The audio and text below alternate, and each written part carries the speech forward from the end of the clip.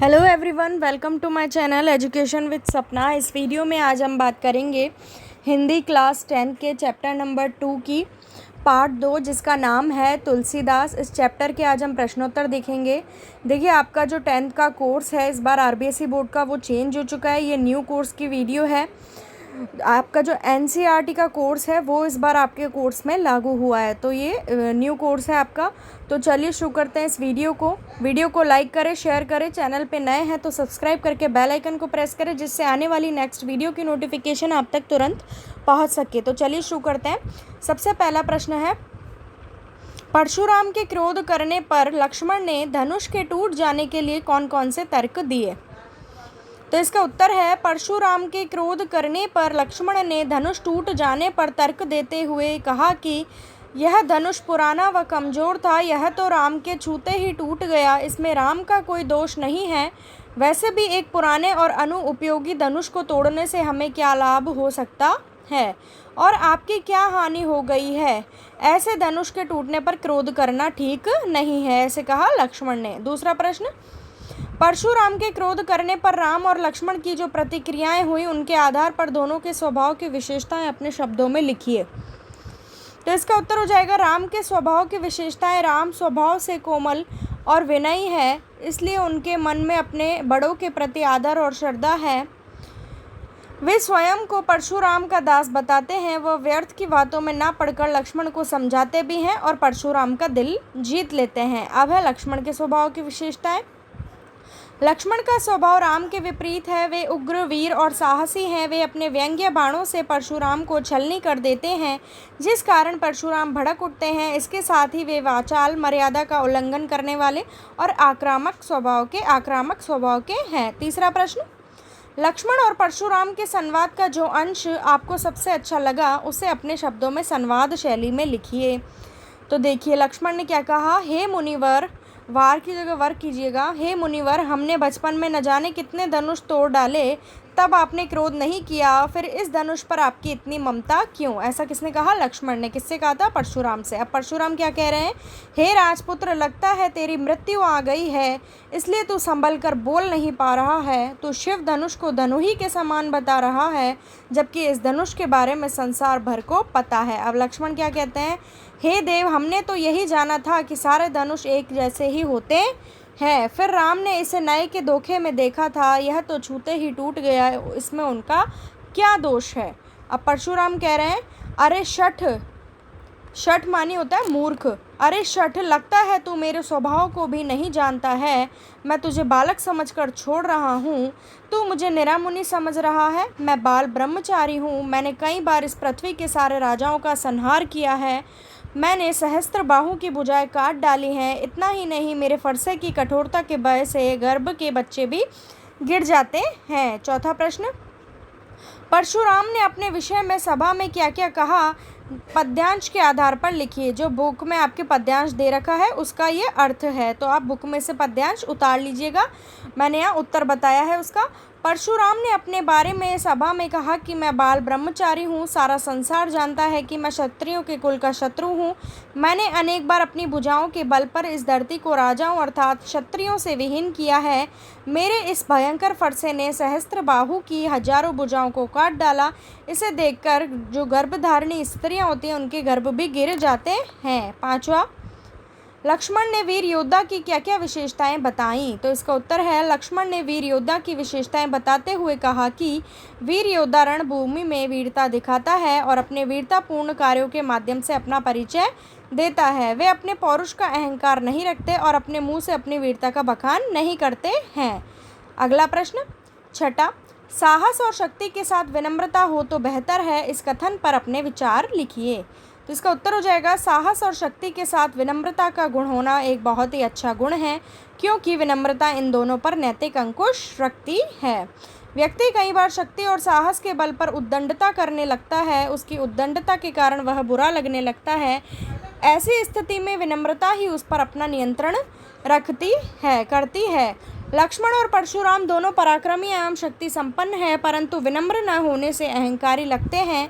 राम में विनम्रता अधिक है तो भी अधिक प्रभावशाली लगते हैं। अब सातवां है, भाव स्पष्ट कीजिए।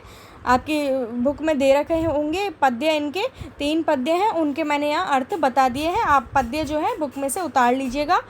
पहला है, लक्ष्मण ने हंसकर मुनि परशुराम से कहा कि आप स्वयं को बड़ा भारी योद्धा समझने का भ्रम पाले हुए हैं, इसलिए मुझे बार बार फरसा दिखाकर डराने का प्रयास कर रहे हैं। आपका यह प्रयास पहाड़ को फूंक से उड़ाने जैसा लगता है, अर्थात कोरी वाचालता बता रहा है। अब दूसरा है ख, लक्ष्मण अपने साहस और वीरता का परिचय देते हुए कहते हैं कि हम कोई कुम्भड़बतिया नहीं हैं जो आपकी तर्जनी को देखते ही मुड़ जाए।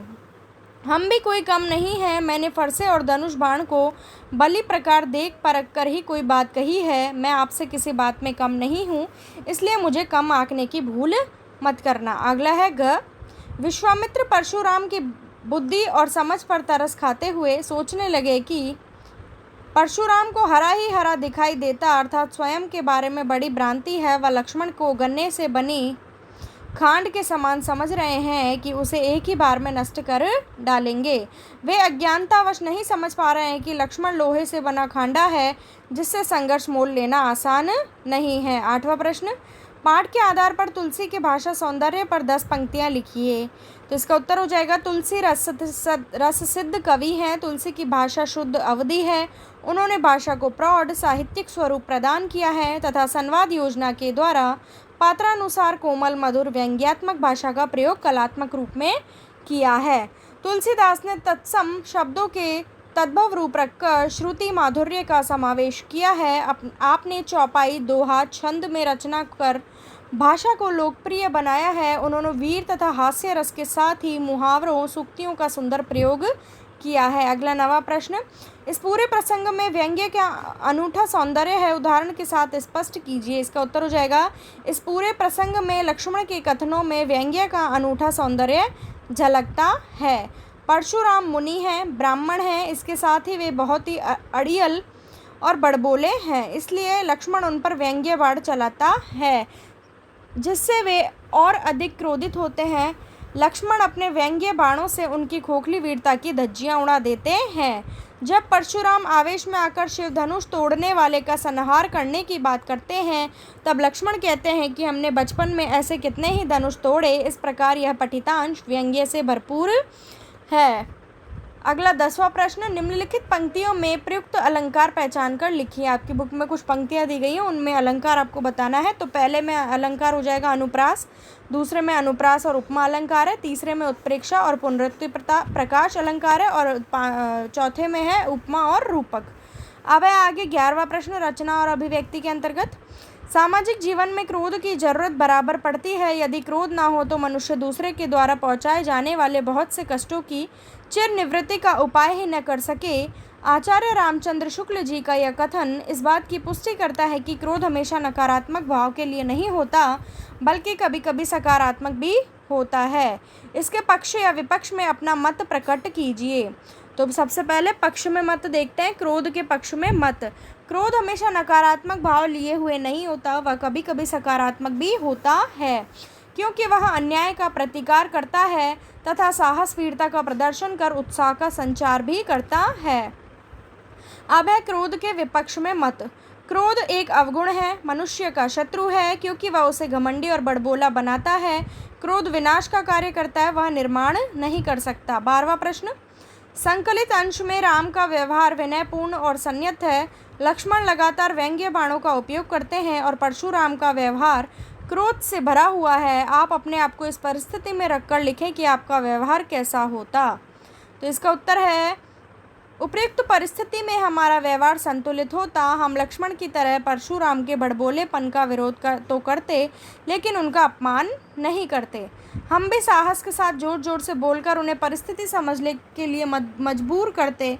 यदि वे सुनने और समझने के लिए तैयार हो जाते तो हम उनके प्रति विनय का प्रदर्शन करते, क्योंकि वह बड़े होने के साथ साथ मुनि और सम्माननीय थे। ऐसा नहीं होता कि वह ज्ञानी होने के कारण परिस्थिति को समझ नहीं पाते। 13वां प्रश्न, अपने किसी परिचित या मित्र के स्वभाव की विशेषताएं लिखिए। तो पहली विशेषता है, हमारा मित्र कुशाग्र बुद्धि तथा सत्यवादी है। दूसरा, उसमें विनम्रता, सहनशीलता, सहजता और ईमानदारी पूरी तरह से समाई हुई है। तीसरा है, वह अपने माता पिता व गुरुजनों का आदर करता है। चौथा है वह दूसरों का सहयोग करने के लिए हमेशा तत्पर रहता है। और पांचवा है मेरा मित्र क्रोधी नहीं है, आत्मसम्मानी है।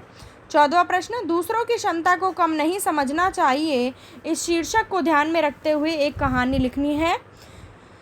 तो देखिए कहानी, हमें दूसरों की क्षमताओं को कम नहीं समझना चाहिए क्योंकि जो ऐसे समझता है वह अपने आप में घमंडी बन जाता है। इस संदर्भ में हम कछुआ खरगोश की कहानी लिख सकते हैं। तो कहानी देखिए क्या है। एक बार की बात है कि एक तालाब में एक कछुआ रहता था। उस तालाब के पास ही एक बिल में खरगोश भी रहता था। तालाब में पानी पीने जाने के कारण खरगोश और कछुए में मित्रता हो गई। खरगोश बहुत चालाक था, वह कछुए की क्षमता को बहुत कम आंकता था। एक दिन दोनों में दौड़ की शर्त लग गई। जो निर्धारित स्थान पर पहले पहुंच जाएगा उसी की जीत हो जाएगी।